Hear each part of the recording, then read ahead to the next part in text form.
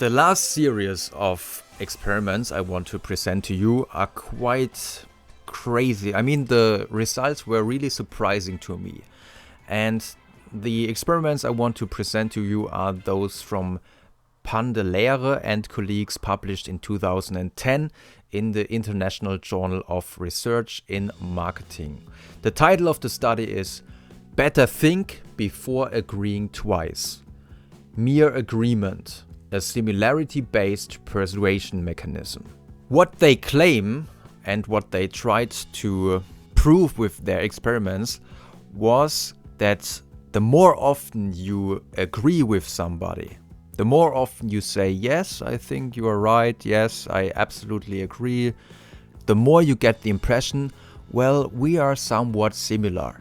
And maybe you remember some of the studies we discussed before, in which as soon as the participants thought, well, the other person has somewhat the same personality as I have, the more compliant they became. But the new thing about this study is that this procedure is in fact quite subtle. I mean, would you think that when you say 4 times, yes, I absolutely agree, yes, you're right, would you think that this makes you more compliant to a request? I personally wouldn't. And therefore, it's quite interesting to see what they exactly did in their experiments. And let's begin with their first experiment. All in all, they conducted 5. And I want to present to you the 3, in my opinion, most interesting experiments. But let's begin with the first one.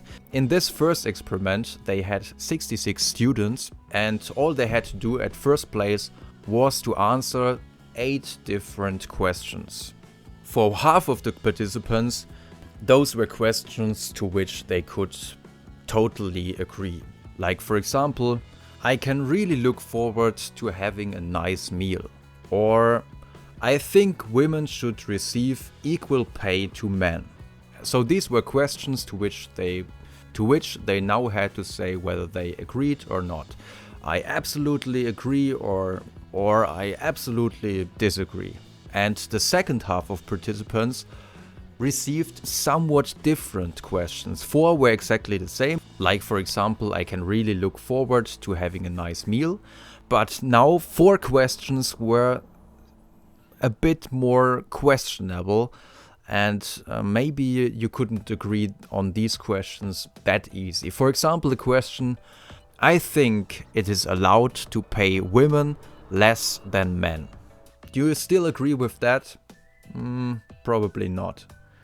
And after answering these 8 questions, they were afterwards shown who had designed this questionnaire. And I mean, it was just a scientific questionnaire, and of course there can be questions to which you agree and to which you don't agree. But when they were told, okay, this is the person who designed the questionnaire, and this person needs some help because he's conducting another experiment for which he looks for volunteers who were willing to conduct telephone interviews. You won't get paid or anything, so this is really voluntary. And it turned out that the group who had agreed more often was indeed more than twice as often to help this guy who designed the questionnaire. In another experiment they conducted, they used exactly the same procedure. Again, the participants were given 8 questions that they had to answer, whether they agreed or not. And again, there was the more agreement condition and the less agreement condition. But this time, after they had filled out their questionnaire, they were shown their answers. They were shown, well, obviously, I agreed quite a lot with this guy. Or, well, obviously, I did not agree that often. Another group of participants did not receive this feedback. What do you think? Which group showed more compliance afterwards? The group that got the chance to deliberate or the group that had no chance to deliberate? Well, it turned out that the group that could see how often they agreed or how often they did not agree, in this group the effect was no longer present. And maybe the reason is that they now became conscious of their decisions and they could take their previous decision into account when they were asked, well, would you help the guy who designed the questionnaire with another experiment? Of course, now you might say, well, quite artificial situation here. I mean, the participants were sitting at the university, they got the questionnaire, and afterwards they were shown the picture of someone they didn't know, and they were told, well, this is the guy who designed the questionnaire. This is all quite artificial. What about the reality? Would this work in reality as well? And therefore, they conducted a fifth experiment in which they used the technique in a real-life situation with normal participants, because they called 92 subjects, and in one group they asked the participants exactly the same questions as in the other two experiments.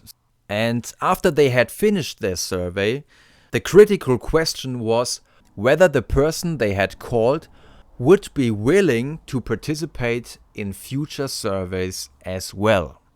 And you might know that from your own, when somebody calls you from a marketing institution and they ask you some questions, and often in the end they ask you, well, is it okay if we contact you again?